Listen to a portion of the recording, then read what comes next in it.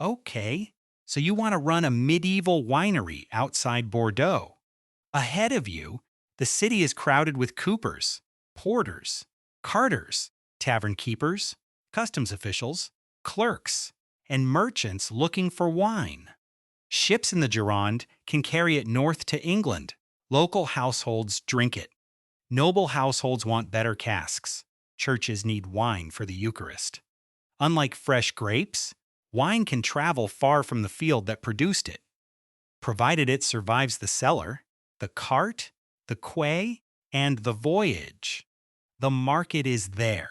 In the early 14th century, roughly 80,000 large shipping tons may pass through the Bordeaux trade in an average year. In the customs year of 1308 to 1309, the recorded total exceeded 100,000. Those are port totals, not the output of one estate.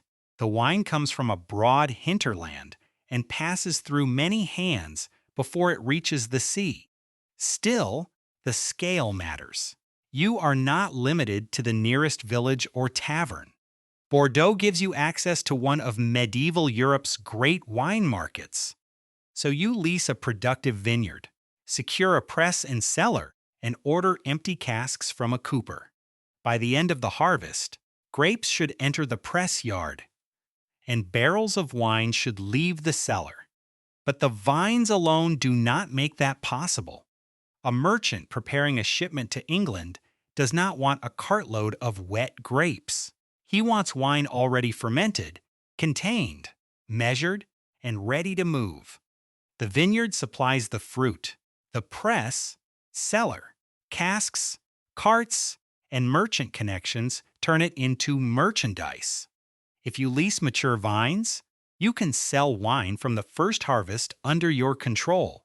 If you begin with bare ground, you spend years tending plants that produce little or nothing for the market. One route costs more in rent or purchase price. The other costs you time. That is the question hanging over the whole business. How many harvests can your money survive before the vineyard begins returning more than it consumes? Bordeaux in this period belongs to the English king through his rule in Aquitaine. Its commercial world faces the Atlantic as much as the French interior. English buyers know Gascon wine, ships arrive expecting cargo, and the city has developed the people and equipment needed to move enormous quantities through the port. None of this guarantees that your own wine will be profitable. A busy harbor can be full of merchants making money from somebody else's crop. You have three basic ways to enter the business. You can buy an established vineyard. That gives you immediate access to productive vines, but the seller charges for the years already invested in them. You can rent established vines. The starting cost is lower, and wine may enter your cellar after the first harvest, but rent continues every year whether the crop is generous or thin. Or you can take bare or newly planted ground. The land may be cheaper, but the vines need labor long before they provide saleable wine. You choose a mixed approach. You lease a modest productive parcel and take control of a neighboring plot for new planting. The mature vines should keep the press working and bring in early revenue. The young vines are your attempt to build future production without buying an entire established estate. The lease gives you the crop, not freedom from obligations. Rent comes due regardless of the weather. Other dues may attach to the land, the transport of wine, or its sale. They vary with the rights surrounding the property and market, but from your point of view, they have one thing in common. They are paid before the remainder belongs to you. Then you need the physical business. A press must handle the harvest before the grapes deteriorate. Fermentation requires large vessels. The wine needs a cellar, along with tubs, baskets, ropes, funnels, tools, carts, and either draft animals or hired transport. Above all, it needs casks. The press may serve for years. The cellar does not have to be rebuilt every autumn. Casks are less cooperative. They are production equipment, storage, packaging, and transport all at once. Hoops loosen, staves split. Old smells and sour residues remain in vessels that were not properly cleaned. A leaking cask is not merely damaged equipment. It is your product escaping onto the floor or into the road. Before a single vine has been pruned, part of your money is already tied up in wood. Winter arrives. The productive vineyard appears quiet, but the spending has begun. Workers cut back the vines and clear unwanted growth. You do not have to stand in every row with a knife. You control the purse. How many people are retained, how thoroughly the work is done, and which tasks can wait. Cutting labor now may preserve coin for a few weeks. It may also reduce the next crop. The new parcel consumes money more openly. The ground must be prepared. Vines planted, dead plants replaced, and the rows maintained. For the moment, the plot produces no wine. It is a living asset that cannot yet be sold and still demands labor. Suppose your starting purse is divided into 100 shares. This is not a surviving Bordeaux account. It is simply a way to watch the money move. A large part goes into gaining control of the land. Another part is trapped in the press, cellar, vessels, carts, and casks. What remains must cover labor, food, repairs, transport, rent, dues, and your household until customers finally pay. In winter, that remaining cash looks comfortable. By harvest, it will not. Spring growth appears across the mature vines. Workers return to tend the rows and keep the ground under control. On the new plot, the vines may be alive, but living is not the same as producing. You continue paying for attention, replacement, and protection without receiving anything in return. A cloth merchant can buy a bale this month and sell it the next. When you plant vines, you buy waiting time. The weather then begins making decisions for you. A hard frost after the buds open can remove part of the crop before grapes form. Rain at the wrong moment can reduce or damage what develops. Bad weather near harvest can delay work and leave fruit deteriorating on the vines. A settled season can carry a sound crop safely toward the press. You cannot choose the weather. You can choose whether the business still has cash when the weather turns against it. By summer, the mature parcel holds your expected inventory. It is not yet in the cellar. It is hanging outdoors, exposed to animals, theft, storms, and ordinary bad luck. Your purse has become lighter, but you still have nothing ready to sell. Merchants are already thinking about the vintage. Some want ordinary wine in volume. Taverns and urban households need something drinkable at a price their customers can bear. Wealthier households may pay more for carefully selected wine. Religious houses require suitable supplies, although many institutions also control vineyards of their own. Overseas merchants want large, manageable lots that can be assembled and moved quickly. The same harvest can therefore enter several markets. Your best wine may earn more per cask, but the right buyer can take time to find. Ordinary wine usually moves faster. Rougher but usable wine may still sell locally at a lower price. A damaged lot may recover only a fraction of what you expected, or nothing at all. Then harvest approaches, and the purse begins to empty quickly. The grapes will not wait for your accounts to improve. Once they are ready, delay reduces their value.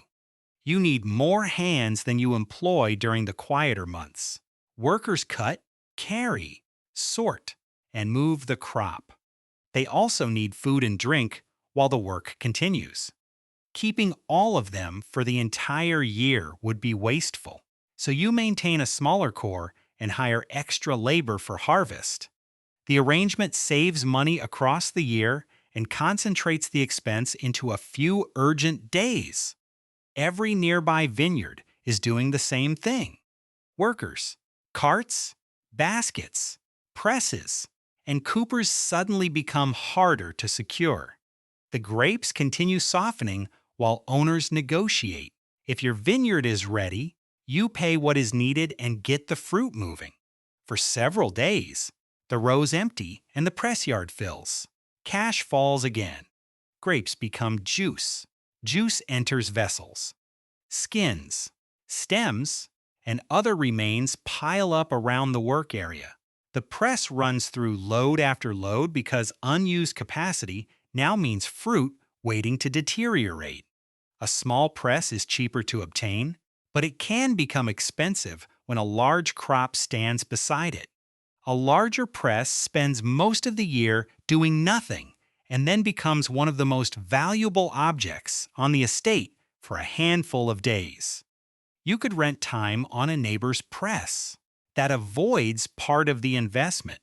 It works well until his grapes ripen at the same time as yours. You keep control of your own press. The cellar soon contains more value than your purse. Fermentation begins.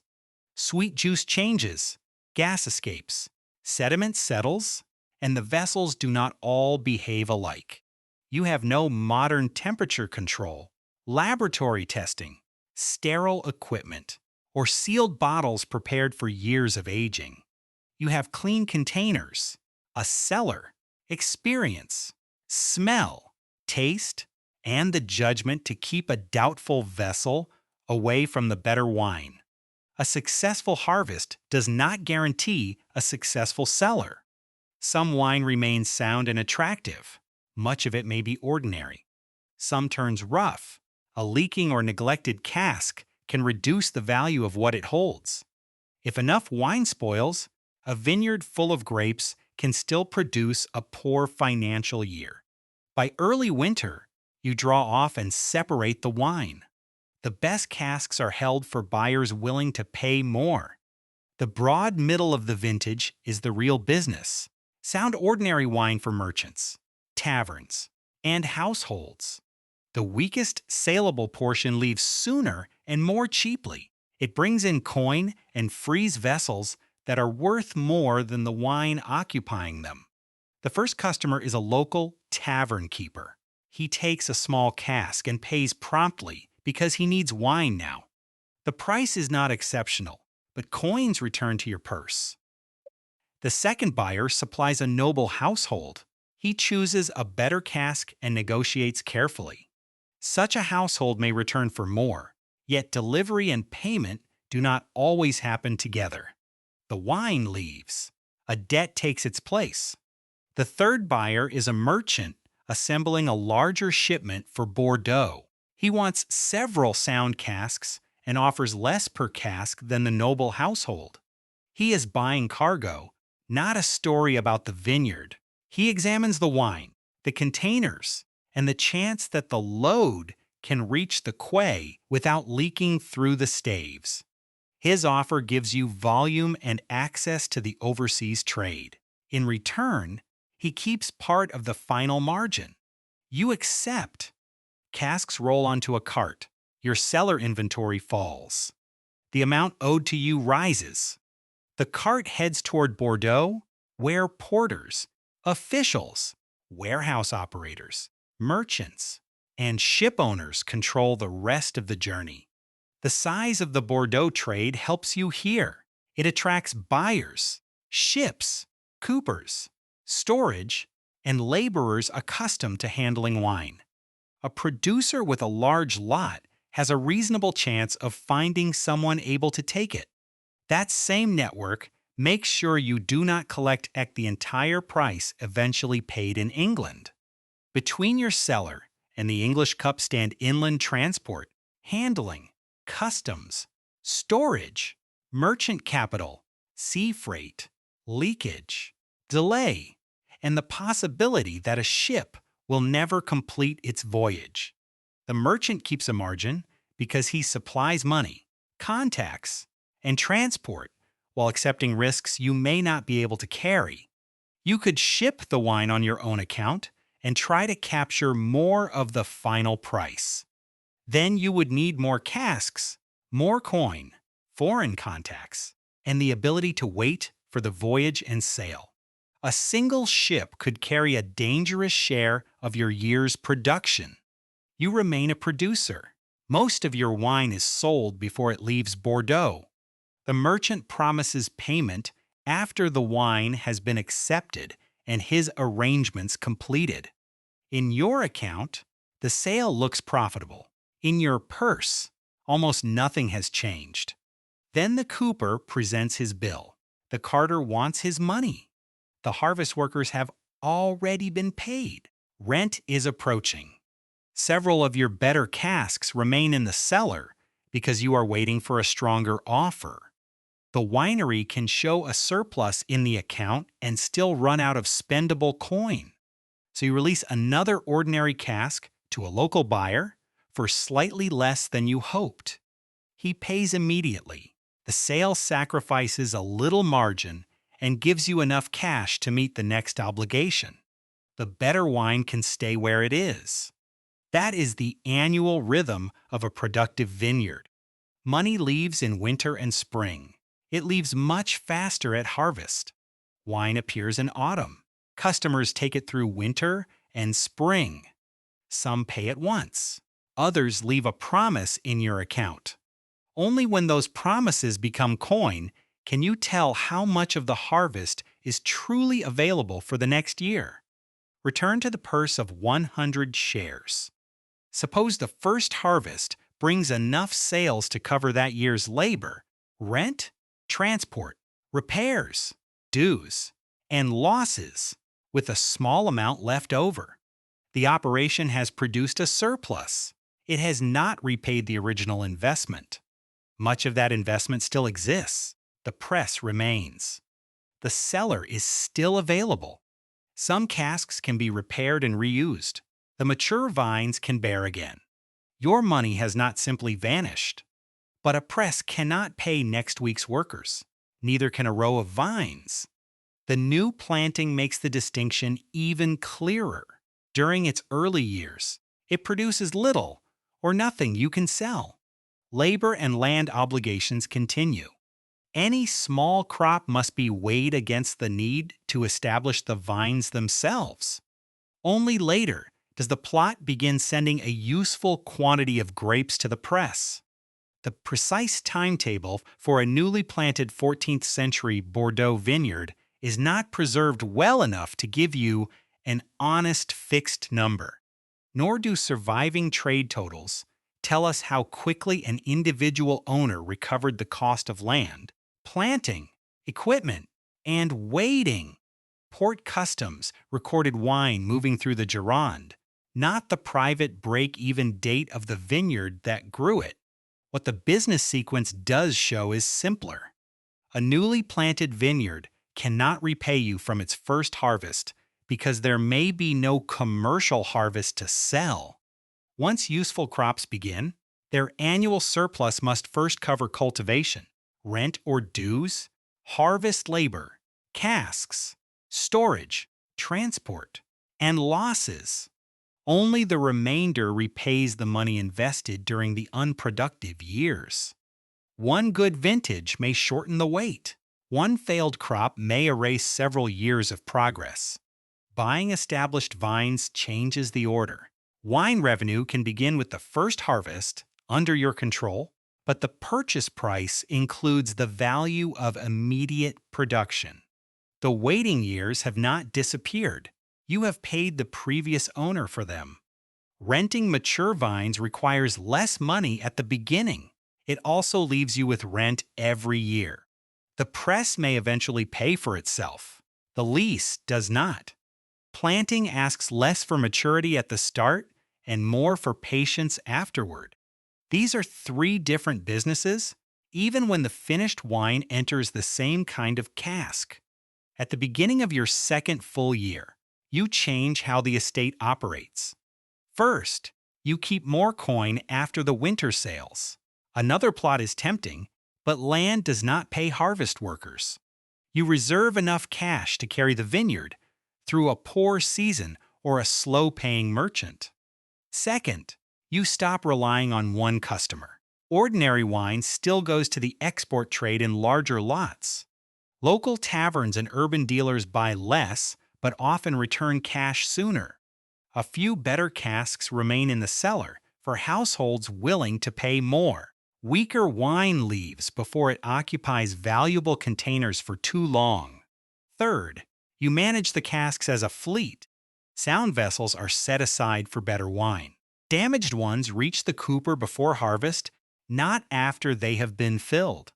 Discovering a leak in an empty cask is an inconvenience. Discovering it in a full one is an expense with a growing puddle beneath it. A neighboring producer uses nearly all his available money to extend his vineyard. The new rows look impressive. Then a thin harvest leaves him with less wine than expected. Rent and wages still arrive. He has to sell several casks immediately, when many other producers are also looking for buyers. You hold part of your wine back. Your cash reserve pays the workers and the cooper. Several weeks later, after merchants have absorbed the first rush of the vintage, you can negotiate without an unpaid bill pressing against your back. The soil may be similar. The harvest may be similar. The difference is how long each purse can wait. The following year brings badly timed rain. Some grapes arrive in poor condition. The volume is lower, and more of the finished wine belongs in the ordinary category. Fewer casks qualify for the buyers who pay a premium. Your broader customer list now matters. Tavern keepers still need drinkable wine. A merchant takes the sound middle grade at a lower price. The weakest lot brings little, but selling it clears cellar space and returns some coin. A poor vintage does not become a rich one. It simply fails to destroy the business. Later, the young parcel finally begins contributing a useful crop. More grapes enter the press, yet you do not need to buy the press again. The cellar holds more wine without being rebuilt from the ground up. Production rises faster than those fixed expenses. Other costs do rise. You need more harvest labor, more casks, and more transport. The bottleneck shifts. Until now, land seemed to limit the business. With more vines producing, the narrow harvest window matters more. If the press cannot handle the grapes in time, extra land gives you deteriorating fruit. If the cellar is full, extra juice has nowhere useful to go. If you lack casks, wine cannot be stored or transported properly. If customers pay too slowly, larger sales leave a larger hole in the purse. You consider another vineyard. This time, you do not ask only whether you can afford the land. You ask whether the press can process the added crop, whether the cellar can hold it, and whether buyers will return cash before the next season begins. You expand only far enough to use the capacity already available. By now, the markets around you have settled into clear roles. Ordinary consumption gives you volume. Taverns and urban households may not pay the highest price, but they keep wine moving. Noble and prosperous households create a smaller market for selected casks. Religious demand continues, though it does not absorb an entire regional crop. Overseas trade gives Bordeaux its extraordinary scale and allows wine from the surrounding country to reach buyers far beyond Aquitaine. No single market does everything you need. The export merchant takes large lots but claims a margin and may delay payment. Local buyers take smaller quantities and return coin more quickly. Wealthier households pay more but choose carefully. Lower grade wine recovers some value from the part of the vintage that cannot enter the best market. Your advantage is not that every cask becomes premium wine. It is that the harvest can be divided among buyers with different needs. Several years pass. The young vines now contribute to production. The press has handled repeated harvests. The cellar has held one vintage after another. Some of the original casks have been repaired many times. Others have been replaced. Wine keeps moving from vineyard to press, from press to cellar, from cellar to cart, and from cart toward Bordeaux. The original investment returns gradually, in spendable coin. There is no single spectacular vintage that repays everything. Most years are more ordinary than that. The estate crosses the line only after enough sound wine has been sold, enough annual expenses have been covered, and enough customers have paid before the next cycle begins. If you rented productive vines and already had access to a press and cellar, the business might produce an operating surplus after the first harvest. That is not the same as recovering every startup expense. If you bought a productive vineyard, the crop begins immediately, but the price of the land and mature vines may take many harvests to earn back. If you planted from bare ground, the wait is longer still. You must first carry years with little saleable output, then cover the annual cost of productive harvests, and only after that begin repaying the earlier investment. A precise break-even year would require the accounts of one estate, its rent or purchase price, planting costs, labor, yields, casks, dues, losses, sale prices, credit, and payment delays. The surviving Bordeaux trade figures do not supply that ledger.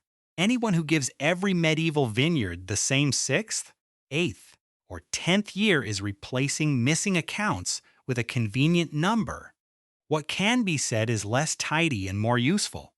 Established vines can bring revenue after the first harvest under your control. New vines make you wait through multiple seasons.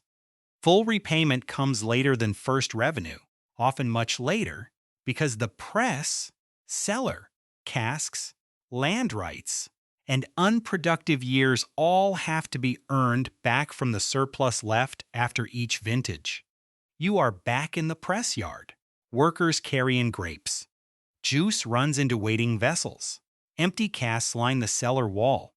A merchant's cart will arrive after fermentation.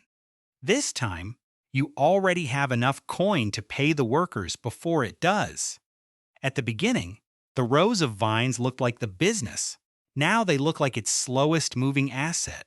The winery makes money when grapes become sound wine. Sound wine reaches the right buyer, and the buyer's coin returns before the vineyard asks for money again. The vines produce the wine. The waiting decides the profit.